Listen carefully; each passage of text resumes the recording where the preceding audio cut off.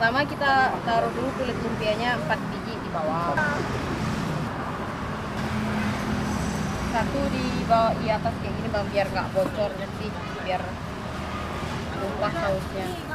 Setelah itu ambil selada sama makaroni. Biasanya ada jagung juga, tapi hari ini kosong bang. Itu ada saus cabai sama saus tomat sama mayo.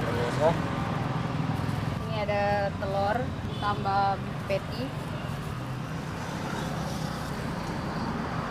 Terus tambah lagi saus sama mayonesnya. Setelah itu ditutup balik ininya.